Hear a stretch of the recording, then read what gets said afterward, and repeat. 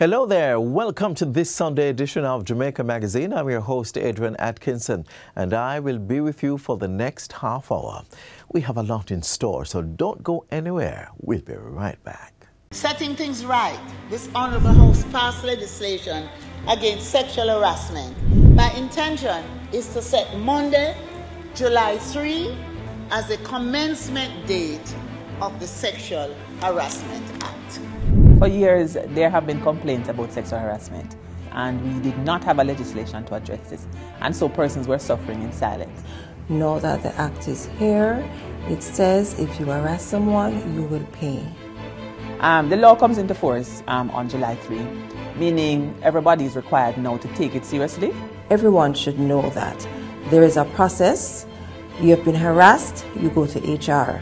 Give them all the information that is possible. When it happened, where it happened, all the details if there's anybody who was a witness. HR has 2 days in which to inform the person that there's been a complaint against them. They have 14 days in which to do an investigation. And if nothing is done, the person can now take their complaint to the tribunal.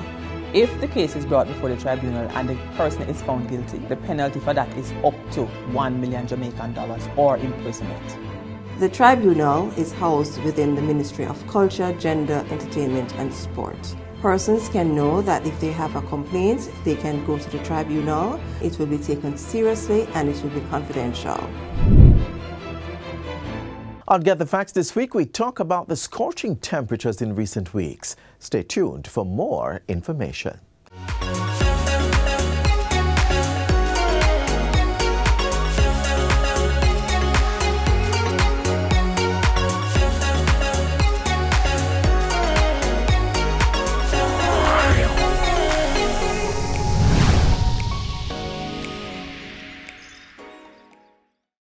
Welcome to Get the Facts, the program that provides you with information on government's policies and initiatives.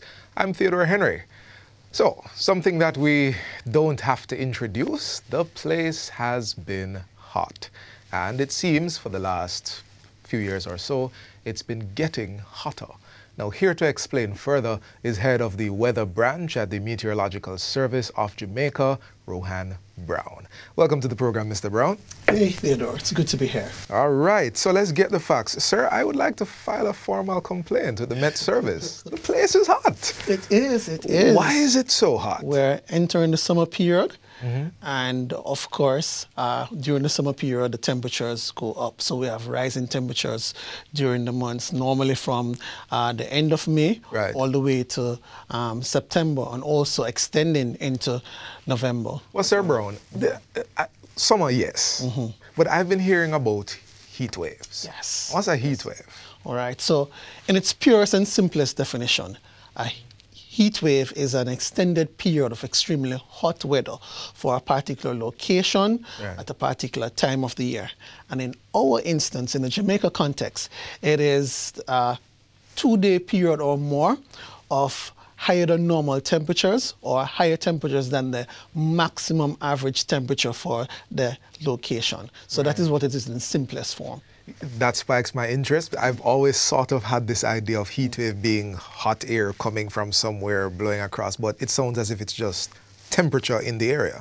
Well, warm advection or warm air advection also increases the temperature. So we'll talk about it later on because there might be a number of other factors that will come into play. All right, you've made me a promise. Now, before we go any further, how is it that the Met Service determines the temperature, or the, let me not say determines, but how you come by your weather predictions overall? All right, so right across the world, right, they're doing observations, whether minutely, hourly, or every hour on the hour, right?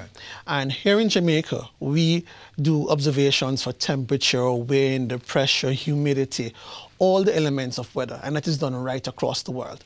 Now, all that information is captured, and you have a synopsis of what is happening now. So that is where we start. Okay. That is then put into numerical prediction models. Those are supercomputers that take that information, they do an analysis, and they generate forecast products.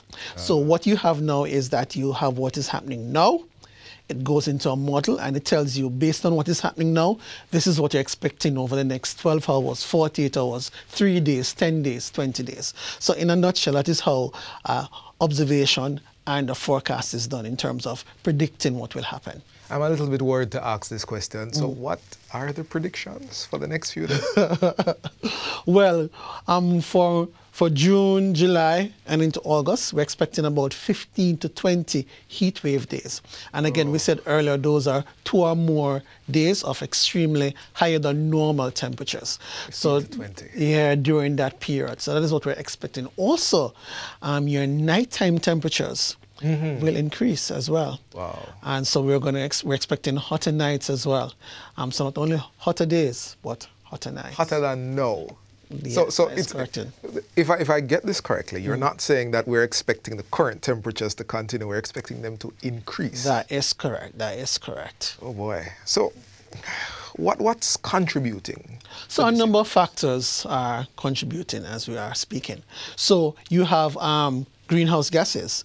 So you have the natural occurring greenhouse gases, and you also have the man-made greenhouse gases. Okay. And that combination is responsible for global warming and greenhouse gas effect. All right? The whole place hot. Right. The sun hasn't just come to Jamaica. Right, okay. Exactly. And additionally, the sun elevation and the sun angle also heats up the place as well. You also have wind. So advection of warm air, as you said earlier on, moving into areas, and also ocean currents as well, because they also generate heat as well. So a combination of those factors, and especially El Nino, because we're moving into that period where El Nino is going to become more dominant as we go through the summer and into the winter months, and therefore you're going to have a heating effect as well as a result of El Nino. Quick definition, El Nino? It's simple. It's just a warming of the area in the Pacific, but that warming has implications for global circulations. So if it's heating up there, the wind factor around the world and the circulation around the world changes from what it was. And one of the outcomes of that is that warmer temperatures in the Caribbean region. So when our leaders say we're a part of a global economy, we're a part of a weather system global as well. Weather package as well. Jamaica doesn't stand alone. So is there any good news? When can we look forward to some cool breeze? So the projections are that from now until September and also going into October, we're going to have increasing temperatures. Not until the November or the ending of November, when there is a shift in the weather pattern in terms of there are cold fronts now that will be coming down from North America and interacting with the warmer conditions in the Caribbean and sort of neutralizing that warm effect. So between now and October, late November, we will be having warm conditions. But as it gets past December, January, February, when cold fronts begin to come down, we have a normalizing of the hot and warm air coming together and reducing our temperatures. Man, that seems like we just get a little tiny toops of coolness. Well, we are a tropical country. We are in the Caribbean. Right. And people come here for season and sun. Well, you know, there's a science question bouncing around in my head. We've announced that this is the hurricane season. Yes, it is. But we're also having this heat wave. How do the two of those things work together? All right. So as it is now, right, we're having the hurricane season. And the hurricane season, again, you know, from June to November. As it is, we are having waves coming off the west coast of Africa, and they move into areas that allow for growth and development. And so we're having hurricanes developing. But because we're having what we mentioned earlier, the El Nino, and that El Nino factor or climate pattern, right, is creating a warming of our region as well. Additionally, from earlier in the year, there have been warming of the sea surface temperatures. So you have a combination of El Nino and warm sea surface temperatures. And again, the end result is a warmer than normal condition. Understood, understood. We're at our break, but please stay with us. We are going to continue this conversation, so don't go anywhere.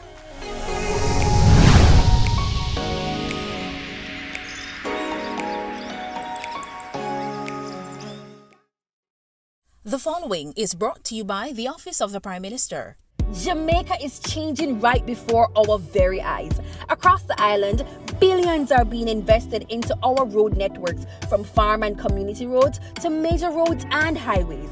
Dozens of communities across the length and breadth of Jamaica are receiving access to reliable potable water for the very first time. And thousands of Jamaicans have become homeowners thanks to the historic shifts in policies of the National Housing Trust, making it easier for Jamaicans to receive funding. Not to mention the record number of houses being built. Never dreamed you would own a home? No matter your circumstance, home ownership is possible for you, thanks to the government's new social housing program specially designed to meet the needs of poor Jamaicans at no cost to them. We are building Jamaica. The proceeding was brought to you by the Office of the Prime Minister.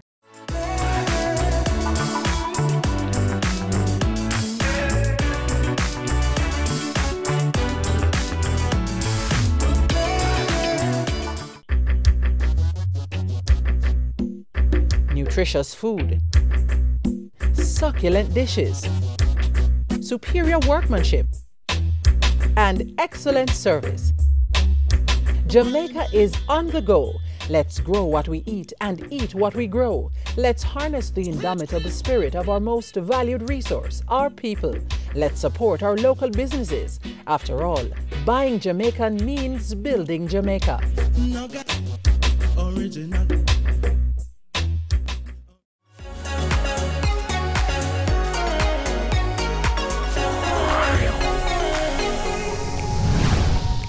Welcome back to Get the Facts. We are talking about the current rising temperatures, and the conversation continues with Rohan Brown, head of the weather branch at the Meteorological Service of Jamaica.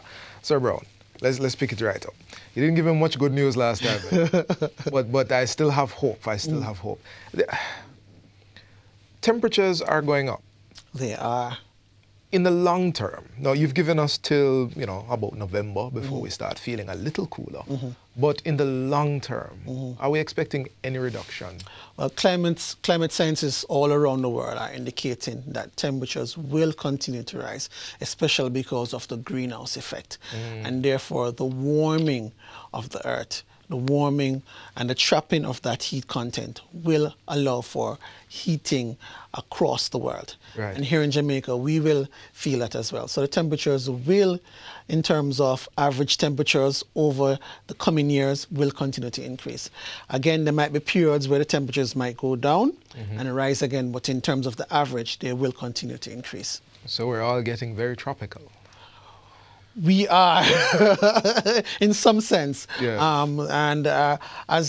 We are one world, and even though you might have winter, but when winter ends in a region, they will go to extreme hotter than normal conditions. Right. So those are what we are predicting in terms of climate science. And that has been a challenge. We've been hearing about what some of these places are experiencing in terms of these heat waves. That is correct. But you mentioned the historical data in the first part of our interview, and you just touched on it again, and I'm curious, what's the hottest we've seen? All right.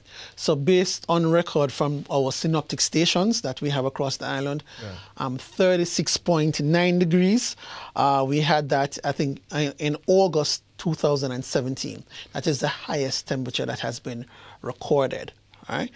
However, there might be other places, and due to urban heating or other effects, that might be higher. But in terms of what we have recorded, 36.9 at the Norman Manley International Airport. I feel like I remember that summer. 2017, it was a hot one. Yeah. So where are we now? In terms of temperatures, on a daily basis, we're like 32, 33. However, sometimes with the high humidity, it feels like a 34, 35. And therefore, temperatures are varying there. Maximum temperatures might be up to 34 as well. And therefore, that is where we are. But again, warming, high humidity, the place will feel hot. The place will feel hot. Yeah, yeah. All right, so still not much good news there. But you're sharing the facts with us. You're sharing the facts with us. All right, okay. So what are some of the steps the average person can take to deal with this sort of? Well, it is summer, so stay as cool as possible. So if you are indoor, you might have to use your fan or your AC. You might have to open your doors so natural ventilation can take place, moving out here. If you're outdoors, stay in shaded areas as much as possible. And of course, hydration. You cannot drink too much water, especially in this hot, high humidity period. Right, it's better in than out, eh? That is correct. That is it. Correct. That is it. So, I'm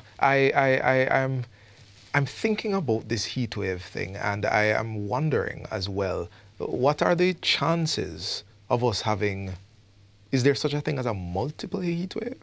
All right, so let me go back. So in June, we would have had 2 or 3 periods of heat wave, and those are days when the average temperatures would have been more than 33.6 degrees Celsius or 33.8 degrees Celsius. That is. So we would have had periods already of heat wave in the month of June, about 3 or 4 periods already. So and again those dates were like the 15th and 17th of June, and 2 other periods within the month where we had heat wave conditions across Jamaica. So it's not one heat wave? It's... No, sir. Yeah, so actually it's like a wave, you know, a wave-like pattern. So you might have periods when you will have those high temperatures, and if they continue for 2 or more days, we use what is called the 95th percentile rule in terms of analyzing heat waves. So we put it down to 2 waves. So when you have 2 days of those extremely high temperatures, we classify that as a heat wave. I see. Okay, well, thank you for satisfying my curiosity on those matters. So you have told us that we are currently experiencing a heat wave. We can expect it to keep going on. A wave-like pattern. When you have a lull, but then you have those extremely hot days where you have higher than normal temperatures. And of course, I also want to say to the elderly, that they need to pay attention as well and keep hydrated. Because they are a set of people that are that heat stress is most likely to impact them than, say, a 20, 30-year-old individual. So older people and the babes, we need to be taking extreme protection and caution as it relates to hotter than normal temperatures. Yeah. You know, you did say it was summer and it's beach time and all of that thing. We should be concerned about. We should be take our time with that. Right. So if you're going to the beach, the beach is always a good place to cool down. But for some, you might have to put on like a tan or 2. Understood. Sir Brown, you've given us quite a bit of information this program, and I really want to thank you for sharing that wisdom with us. We are experiencing higher than normal temperatures, and in fact, according to the prediction, they will become more and more normal, even as they increase. We're looking at time heading all the way into November, and the word was, stay hydrated. That is correct. Drink some water. Drink some water. Yeah. All right, so this has been Get the Facts. So our guest was Rohan Brown, head of the weather branch at the Meteorological Service of Jamaica. Thank you for watching. Until next time, I'm Theodore Henry. I reiterate, stay hydrated and take good care.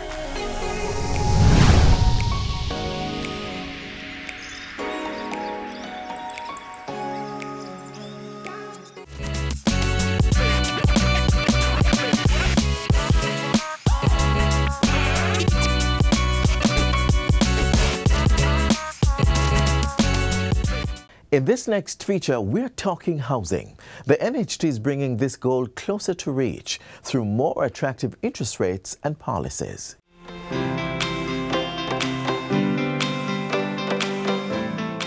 The National Housing Trust continues to align its strategic efforts and its business model towards facilitating the efficient production of low-cost housing solutions to contributors. The Trust has progressively increased its annual expenditure and investment in housing. That is mortgage financing and housing construction financing. The NHT's housing expenditure increased from 21.59 billion in 2013-2014 to 46.51 billion in 2021-2022, and will further increase that to a projected $48.17 billion by the end of 2022-2023 financial year. The Trust is projected to achieve 1,742 starts and 1,677 completions for the 2022-2023 financial year, and there are 5,198 units currently under construction across 24 projects in the housing portfolio. The NHD, Madam Speaker, is such an important institution. As someone who grew up in a housing scheme house and understands the deterioration and blight that has overtaken many of these schemes due to lack of maintenance and the passage of time, in 2019, I announced the Scheme Upgrade Program. The program started out with 49 schemes and has now expanded to 86. Of this, 48 have been completed and 10 are in progress. The remainder are in varying stages of planning. A total of $1.8 billion of the $4 billion budgeted for the program has been expended to date. In 2023-2024 financial year, the NHD will provide an additional $2 billion allocation to facilitate the rehabilitation of non-NHD but government-developed housing schemes. So Annette Crescent apartment complex in Kingston, that we're going to do parking area, connection to sewage system. Madam Speaker, there is the Shrewsbury Phase 1 in Westmoreland. We're going to do some road rehabilitations there. There is a Hayes Newtown housing scheme in Clarendon. There is a Lionel Town development. We have Stockholm in St. Mary, Hague scheme, and the Duane Park condominium. Madam Speaker, there are also some other schemes which I will have some attention paid to. The National Housing Trust has referenced developments in the housing market to inform adjustments to loan limits and interest rate structures. This is done periodically to improve affordability for all contributors. In 2019, the NHD loan ceiling was increased from 5.5 million to 6.5 million, an 18.2% increase. Interest rates for all mortgages were reduced and the income bands were realigned.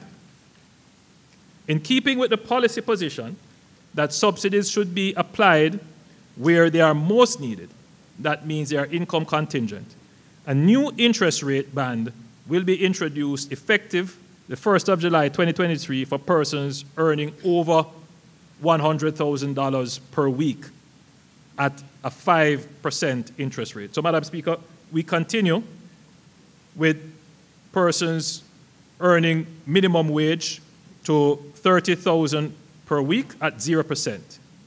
For persons earning between $30,000 and $42,000 per week, 2%. And for persons earning above $42,000 per week to $100,000 per week, they will get 4%. Persons over $100,000 per week will now pay 5%. The distribution of the NHD contributors by income band shows that 66% of the NHD contributors eligible for mortgage financing are in the category of the 0% interest rate. So 66% of contributors are paying 0% interest rate. Less than 8% of contributors will fall in the new income band. So the higher interest rate will affect a small number of persons. Madam Speaker, the Trust is mindful that housing construction costs, influenced in part by global supply chain issues and energy prices, have increased significantly over the past 5 years. Therefore, a review of the NHD's loan limit has been undertaken with the intent of improving the affordability to contributors. As a result, the loan limits will be increased to bring the maximum benefit in closer alignment with prevailing market conditions. Effective July 1, 2023, the general loan limit for a single applicant will be increased to $7.5 million, up from $6.5 million. It's a 15% increase. However, where a single contributor is buying a housing solution priced at $12 million or less, the contributor may access up to $8.5 million. What this does is to target the incentive to more affordable priced housing solutions. This is to incentivize housing developments in the affordable housing for low-income earners section of the market. This will also create more effective demand for housing solutions at the targeted price point. The NHD will continue to provide 100% financing for NHD scheme units, that is, houses built by the trust, and that, of course, is subject to the availability of funding for the purpose. 2 persons applying jointly will be able to access funding of up to $15 million, and that is up from $13 million. In 2022, the NHD reintroduced its policy to allow up to 3 contributors to co-apply for a single NHD housing scheme unit, but that unit would have to be 2 bedrooms or larger to better improve affordability.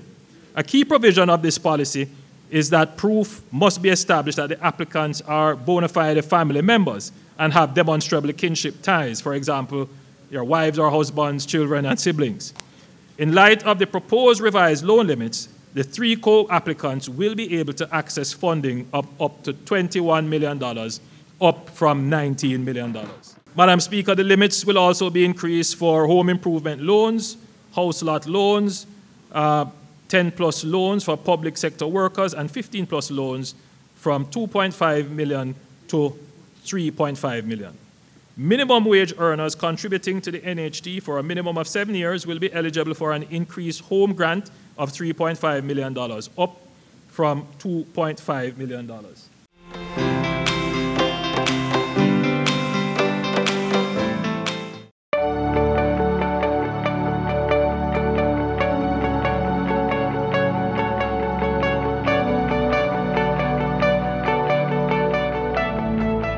There are many vehicles traveling on the information highway, and we choose to go in some of the vehicles that are not carrying us anywhere. But on the information highway are vehicles that can uplift us, elevate us, that can take us to places that make us better people, that can help us to fulfill our dreams and aspirations. And so the government is interested in ensuring that every Jamaican can get access to the information highway, because information that you convert to knowledge that gives you wisdom is power. Information that you convert into knowledge from which you get wisdom makes you powerful. So it is not a waste of public resources to give every Jamaican citizen as much as we can access to the internet.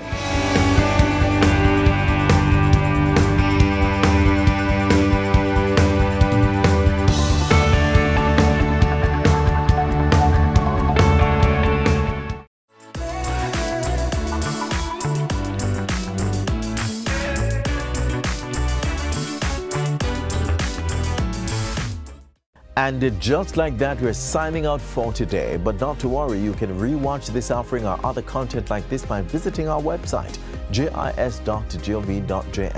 Do join us again tomorrow on the same station for another informative, educational, and entertaining package of Jamaica Magazine.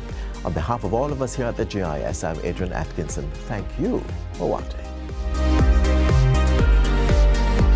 This has been a production of the Jamaica Information Service, the voice of Jamaica.